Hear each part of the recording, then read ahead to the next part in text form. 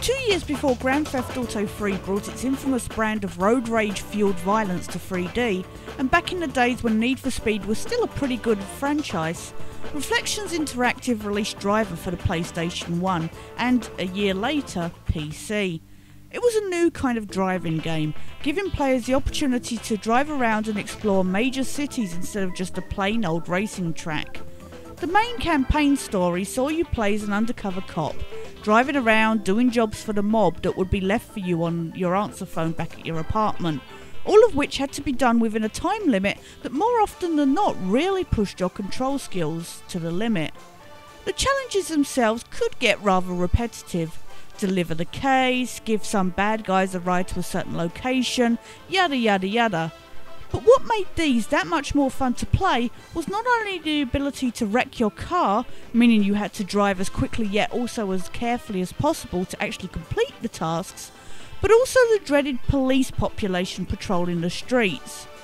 Marked on your map system with a white dot, if you sped past these guys or drove on the wrong side of the road or crossed the red light near them, they would hunt you down. One car could be pretty easy to evade, but your felony bar never went down, so as soon as another cop was in sight, he would give chase, and the more driving felonies you committed while they were in pursuit, the more in demand you became, with multiple chase cars joining your tail and even roadblocks being set up. And trust me, these guys were not afraid to ram your ass into the nearest wall, making notions of getting your car in one piece to the next job disappear.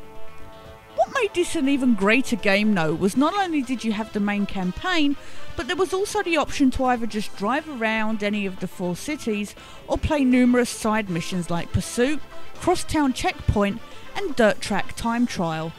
Again, these could be repetitive, but at least gave you the chance to vary your gameplay.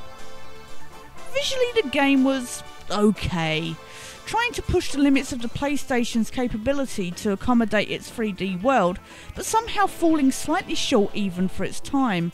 Sure, the cities were pretty nicely represented, but with only a handful of different car models traversing the streets and no humans walking the sidewalks, it could feel a little bland, and some of the crash effects, especially in the side game Survival, look more like something created in Gmod. This is really a minor complaint though. Driver was a fun, groundbreaking game for its time, and I still enjoy playing it all these years later. Its 2-disc sequel in 2000 took what worked in the original, then made the vehicle and map systems better. Gameplay was also enhanced by giving you the ability to exit the car and hijack other vehicles.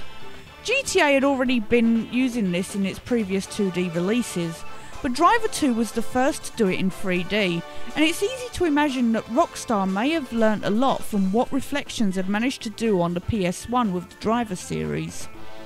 A third instalment released by Atari was unveiled in 2004 for the PlayStation 2, but it brought nothing new to the table at all. Grand Theft Auto 3 had already been out for 3 years, so there was nothing dynamic or original about the same old undercover cop storyline missions and side games. It was kind of fun, but nothing compared to its predecessors, which is why I highly recommend that if you do get the chance and enjoy driving games, you should definitely check out Driver and Driver 2 on the PlayStation 1.